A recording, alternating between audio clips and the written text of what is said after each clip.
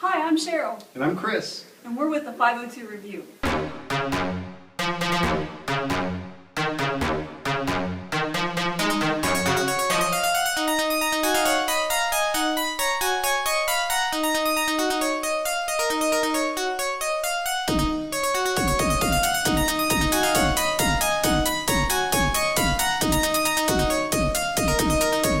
This episode, we meet Travis and Juanita King, owners and proprietors of Prophecy Inc. on Baxter Avenue. Then we have a unique opportunity to meet Meena Deshpande, who runs a school of Indian classical dance called Kathak. This school affords its students the opportunity to embrace their heritage and keep their culture alive through interpretive storytelling. Next, in our 8 Billion Soul segment, we have a chance to introduce Armenian-American Ark Andun. Ark speaks to us through his experiences about the American dream, what it means to him, and how to achieve it. And lastly, we meet local artist Jack Scally, who talks to us about the creative process and showcases his work.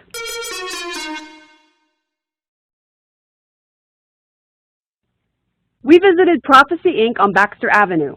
When you first walk in the doors, it's immediately apparent that this is not your run-of-the-mill tattoo parlor. Antiques are scattered throughout the building, offering unique glimpses into days long gone. Paintings, photographs, and carvings adorn the walls, giving off an intimate and inviting atmosphere. And speaking of inviting, we had the privilege of speaking with Travis and Juanita King, owners and proprietors of Prophecy Inc. Happened into it. I really didn't set out to do it to get into tattooing in the first place, but through mutual friends, and it just kind of happened that I got into it. And what attracts me to it is it's always changing. It's the most developing style of, or medium, I guess you would say, of art that's out there. It's changing all the time. I've been doing it 17 years and I'm still learning new stuff and always doing new things. I've always loved art, always. And so when art met tattoo, that was amazing. It's my dream. It's his dream, and it's actually happening. Right. Most of the artists that I hire and I want to hire are artists. That they're tattoo artists, but they're artists in their own right in other mediums. That's one big thing, especially with like the revolution that I talk about. Artists, like I said, they use the other mediums to advance their tattoo medium. So they're always developing in the other genres, so it helps their tattooing. This studio, our artist here, realism, folk art, neo-traditional, traditional. As far as artists, we want all different styles of artists. We want to be able to offer anybody that walks in, we want to be able to say, yes, we have an artist that can do this style work for you. And they are master tattoo artists. Our artists can go, as if you can see right behind you, the skateboard that he did this meeting, he won second place. I mean, they are good. We call them our prodigies. They're just talented for no freaking reason. I mean, it's real art that they do, and they just happen to be tattoo artists, so they can transfer that art that they do up there so beautifully on your skin. It's amazing. There's just so many different. Louisville is just riddled with art, as you can see in the studio, all over. Just so many different mediums, and when I like everything. So when someone comes in, I'm thinking, oh, that's beautiful. I love it. I have a gallery. You can show this. It's a showcase for everything. Just about every and anything here. It's here. Things with the art gallery too for tattoo artists, we're always seeing new art on the walls. We're being surrounded by different styles and different influences of art, so which always influences our own personal art also. You have to take one walk through the shop. And especially if you've ever been in other tattoo studios and been tattooed other places, you come in here, everybody sees the difference. It's an attitude. It's it really feel. is. It's a feel, it's an attitude, and it's a new level of quality of work. Even if it's not tattooing that you want, the art here stands alone by itself. Fantastic. For your time, and Chris and I from the 502 Review wish to thank you for opening up your parlor or your studio for us in order for us to speak with you and learn a little bit about your operation. Thank you. Thank you. Thank you both. You're welcome anytime. Thank you.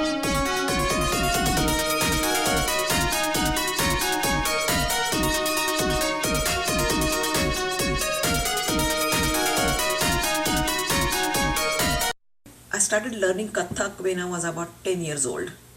Kathak comes from north part of India, and Kathak is storytelling through dancing. So the dancers would go from village to village telling the stories about everyday life, or maybe it could be from the stories from these Ramayana or Mahabharata or Krishna, different gods, stories of. And this is how they would connect with people. And that was the part of entertainment. Then my parents moved to another place where no Kathak was available. So when I moved to Mumbai, I started taking classes over there.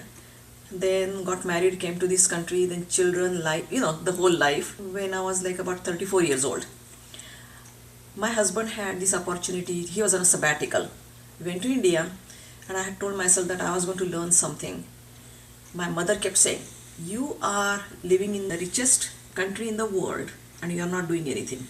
Kathak dancing was your passion, so go learn Kathak. It was my hobby. I never thought about teaching. My teacher asked me, would you like to teach? I said, I never taught before, I have no idea, and I don't like little girls. So used to boys. I liked the idea of teaching, and then my teacher says, you go to America, why don't you teach? So when I came back to Louisville, I started teaching, and some of my friends sent their children, and I did that for almost 10 years. Then in 2003, Riyadh, he approached me and he says, will you teach me dancing? Because this is my passion. And I wasn't quite sure whether I was into it or not. She just flat out and told me no. And I said, maybe. But it is like one of my biggest passion that I always wanted to learn pure classical form and perform on the stage. So off and on I've been learning about 10 to 12 years. It's a great feeling, Like one time in my life I thought I'd be never able to follow my passion, performing pure classical on the stage. But now it seems like a dream came true. Thank you, Minaji. These girls grew on me, fell in love with them. More girls joined and started liking it. I'm Meg, I'm 16. I'm Norn, I'm 14. I'm Arsheen, I'm 14. I'm Ria, I'm 13. I'm Isha, and I'm 12. So it's kind of grown as like a tradition to come every Sunday for a certain amount of time and just dance and stuff. And we always have recitals, so it's basically just like anxious preparation for that. It's really fun to spend our weekends over here too. Yeah. Even though it's just We like have an enjoyable time with Yeah. our teacher and our peers too. Yeah. It's fun. It's like a passion. It's our family, so we always love coming. I think pretty much all of us are really passionate about dancing and performing in general. Well, you get tempted by other opportunities, I guess, but really there's no other option but coming here because I just have been committed to this school for such a long time. It's all that opportunity cost and what you give up, but Yeah, sometimes it gets kind of difficult with like schoolwork and stuff, but I mean, if it's something that you're really passionate for, then you always find a way around it. It's just something that you'll always have with you. Like just being on a stage and learning how to perform, that's a skill that will definitely be useful later on. Because at this age I cannot go perform anymore. But when I see them dance on the stage, it's like me dancing my spirit. I grew up in North Carolina, and when I was growing up there wasn't a lot of diversity. So I wasn't even aware that Kathak was an art form until I was in my early 20s. So learning Kathak, I've just started recently within the past year. It's a way for me to connect to my culture, to learn more about myself. So that's why I got involved with it. Kathak for me is an escape. It's where all of my stress, I can let it out. And it's always been a part of me. And so it's something definitely that I have to write about because it's who I am, and just like in my future, it'll always be a part of me. My thing is like, if you have a passion for anything, it's never too late. You can start at any age. I mean, I feel like, look at me.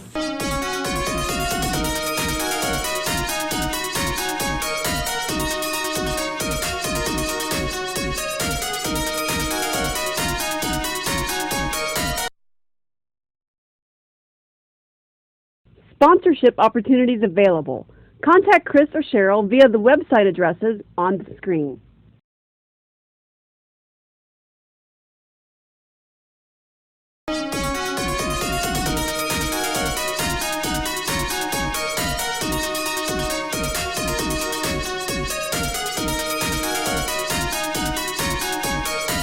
My name is Cheryl Smith, and I understand that you are a very compelling individual, and I'd like to hear a little bit more about you. My story goes a long way. So the first 25 years spent it in Iran was hell of an experience. I was the first child and very spoiled. My family took care of me very well. Then we got to an Iran and Iraq war for 4.5 years. So we've been traveling all over the place to survive. I was 10 years old.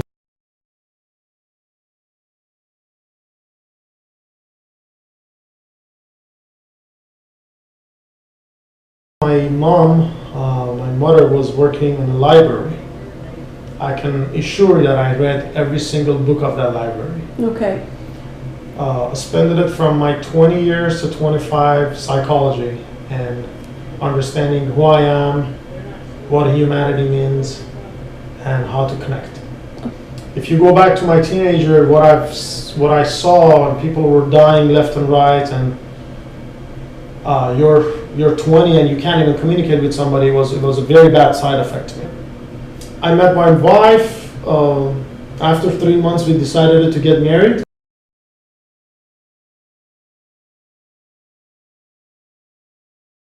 We lived with my wife's grandparents about like 2.5 months. I had a hard time of getting a place because everybody was requiring credit card, background check, bank accounts, and I had none. Yeah. I met this American guy and I went to him. I said, "Listen, I don't have credit cards. I don't have bank accounts. I only have Social Security and I have a job. Can you tell me how am I going to live in this country?" Yeah. And he said, "Can you put that in your application?" And he came and he validated where I was working. He validated where my wife working, and he gave us the place for $750. Wonderful. Yes. Well, great. I still friend with him. I still Good. talk to him. Great person, Mr. Elwin.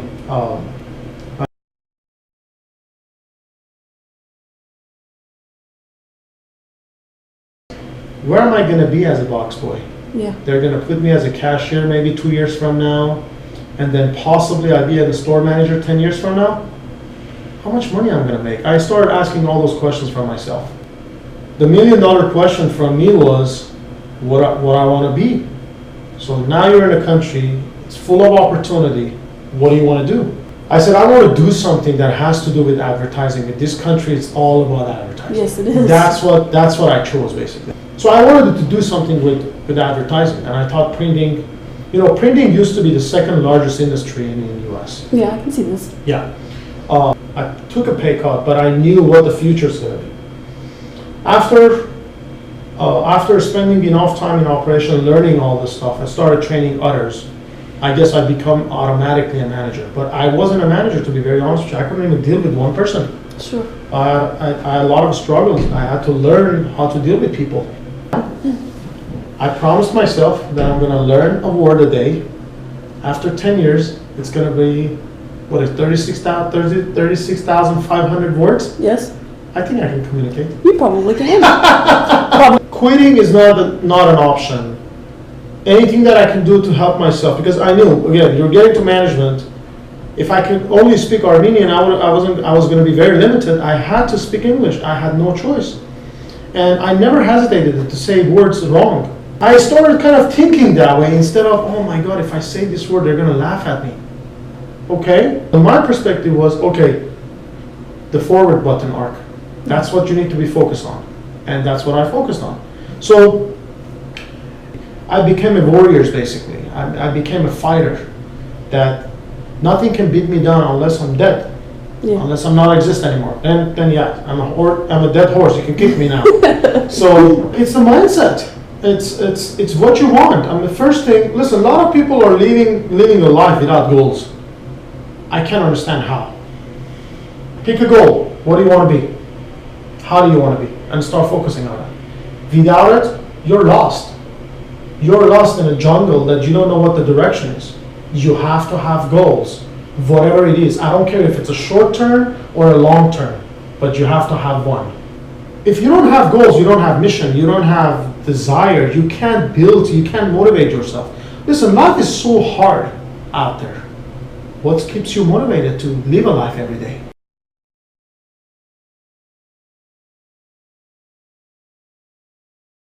it's all about them. It's all about my wife and my kids and how much they love me, how much they trust me. And when I'm home, I'm very committed. I don't have any free time by myself. If I'm off here, I'm with my family, committed 100%. If I'm playing, I'm playing with my kids. Yeah. If I'm in a restaurant, I'm with my family.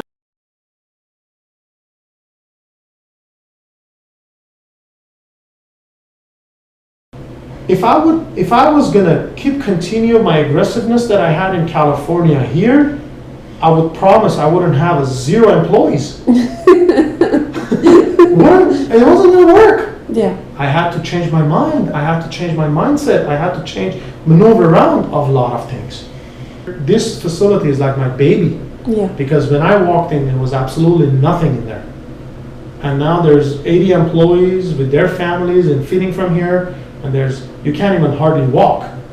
It's phenomenal what happened. It's a great success story. But I believe in American dream. Absolutely. I mean, we've seen it on and on and on. That's the only country on. Honestly, there's a lot of negative sides of it, but then end of the day, you sit down and you think about it. Where else can you go to have better than this? You will find your answer pretty quick.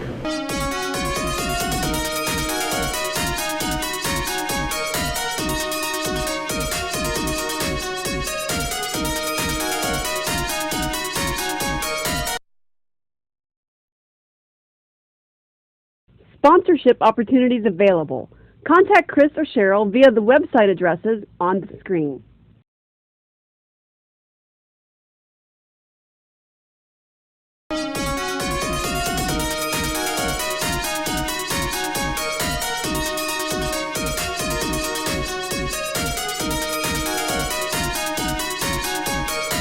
I grew up in Louisville. My dad and my brother actually were the 2 big influences of my artwork, and they were actually the ones that I kind of copied off when I was younger. My dad was a woodcutter, and my brother was comic book artist, amateur at best, but he was really good.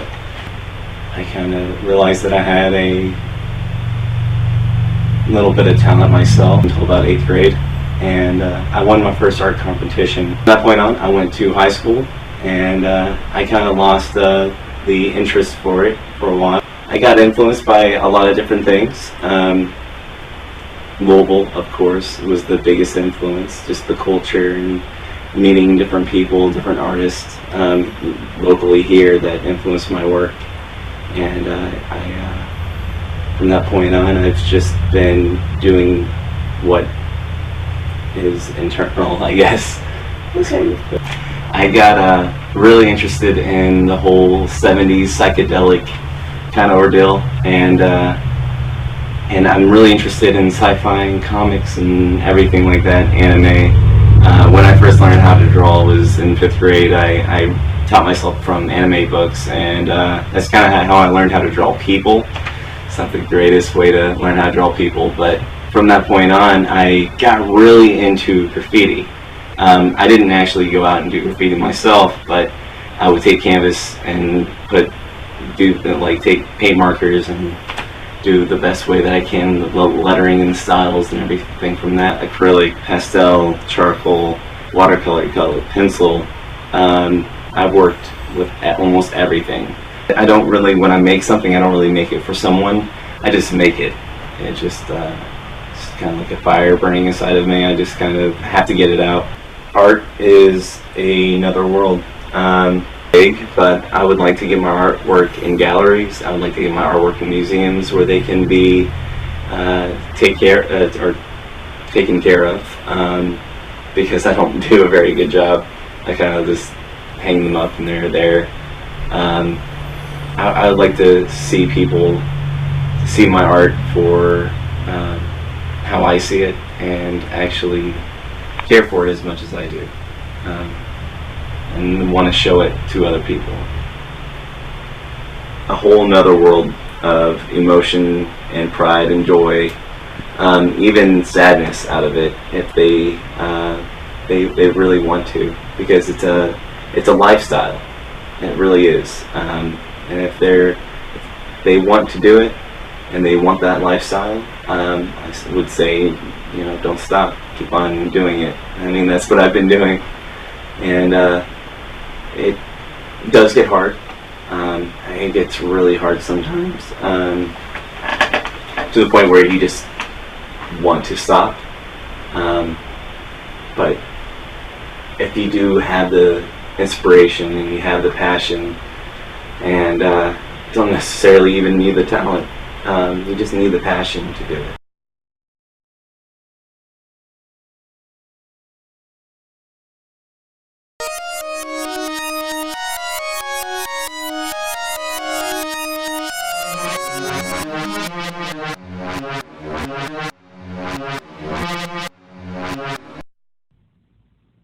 Are you an artist, musician, or local venue that would like to be featured on the 502 Review? Are you looking for an opportunity to hone your production skills? Consider becoming a volunteer intern. Contact us for more details. We cannot wait to hear from you.